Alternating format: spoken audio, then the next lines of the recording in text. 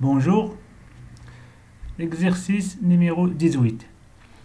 Une entreprise X est spécialisée dans la fabrication d'un produit de type A dont elle obtient un brevet de 20 ans, lui assurant l'exclusivité de l'exploitation et qui n'a pas de substitut proche.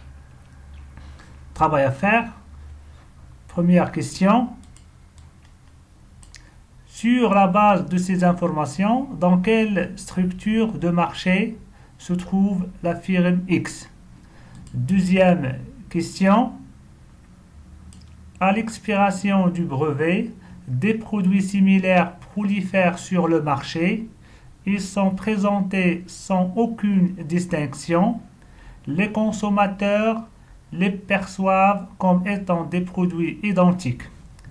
Quel est l'impact de cette nouvelle information sur la demande à laquelle l'entreprise X fait face pour ce produit?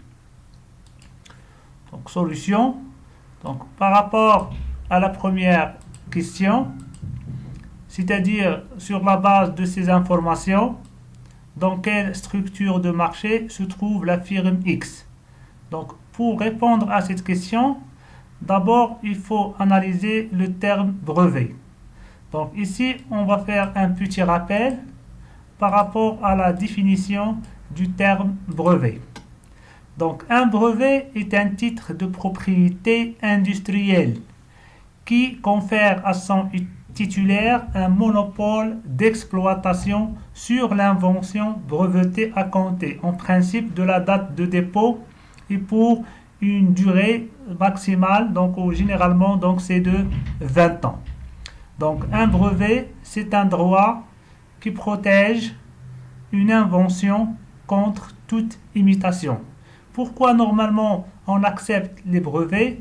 Parce que les brevets encouragent la recherche et le développement. S'il n'y a pas de brevets, les entreprises ne sont pas encouragées à faire des recherches pour innover. C'est pourquoi généralement on donne une durée d'exploitation qui peut aller jusqu'à généralement 20 ans pour protéger l'invention de l'entreprise. Et après, donc, les autres entreprises peuvent fabriquer des produits similaires. Donc, par rapport à notre exercice, donc, on peut dire que puisque il s'agit d'un monopole d'exploitation, donc ici, on est devant un marché de monopole. Parce que l'entreprise X a le monopole de ce produit sur le marché. Donc, ici, on peut faire un petit rappel par rapport à la notion de monopole. Donc, le monopole est une situation de marché dans laquelle les conditions de CPP, c'est-à-dire la concurrence pure et parfaite, ne sont plus réalisées. Et plus particulièrement, cette question de la formation des prix. Donc, en effet, dans le monopole, on peut dire que ces derniers sont déterminés, c'est-à-dire les prix sont déterminés par le monopole lui-même. Et on distingue deux types de prix. Il y a un prix unique, c'est-à-dire un seul prix. Dans ce cas, on parle de monopole pur classique. Et par contre, le monopole peut pratiquer différents prix. Et dans ce cas, on parle de monopole discriminant. Voilà donc la réponse à la première question. Donc c'est par rapport à l'énoncé de l'exercice, nous avons le terme brevet, donc on peut déduire qu'il s'agit d'un monopole. Maintenant, deuxième question, c'est-à-dire à l'expiration du brevet, donc des produits similaires prolifèrent sur le marché, c'est-à-dire vont apparaître sur le marché. Ils sont présentés sans aucune distinction, c'est-à-dire ils sont homogènes. Les consommateurs les perçoivent comme étant des produits identiques, ils ont les mêmes caractéristiques. Maintenant, la question, quel est l'impact de cette nouvelle information sur la demande, ici la demande à laquelle l'entreprise X fait face pour ce produit. Donc, on sait que l'entrée sur le marché de produits identiques après l'expiration de brevet, donc va transformer le marché en un marché concurrentiel.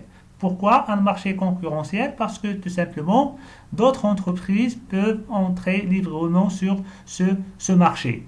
Et bien sûr, les produits sur ce marché seront donc identiques. Et par conséquent, le prix, on peut dire que donc le nouveau prix qui sera déterminé sur le marché, il sera indépendant de la quantité produite par l'entreprise qui était dans une situation de monopole.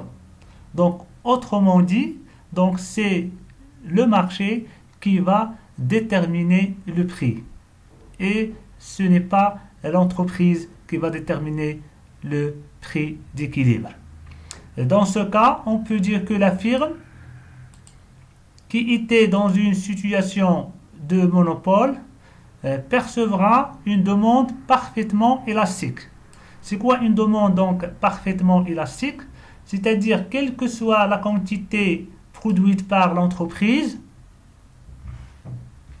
quelle que soit la quantité produite par l'entreprise, le prix est déterminé par le marché. Et par conséquent, donc la fonction de demande, elle est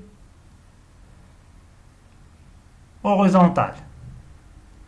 Voilà donc la fonction du prix, donc il est horizontal. Voilà.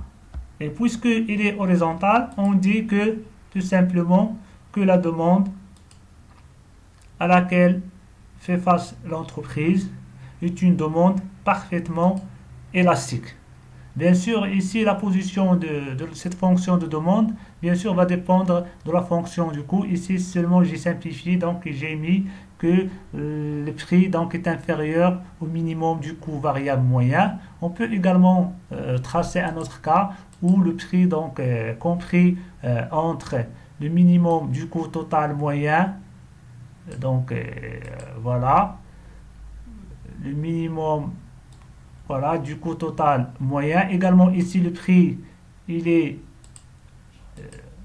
constant, déterminé par le marché, ou bien tout simplement le prix peut être placé, donc je vais utiliser notre couleur, donc au-delà du minimum du coût moyen total. Donc, dans les trois cas, qu'est-ce qu'on peut remarquer? Que quelle que soit ici la quantité produite par le monopole, ici le prix, il est fixe, il est déterminé par le marché et par conséquent, puisque ce prix est fixe, il ne dépend pas donc ici de la quantité donc, produite. Donc, ici le prix ne dépend pas de la quantité produite. Voilà, donc ne dépend pas de la quantité produite. On dit que la demande est parfaitement élastique. Et merci.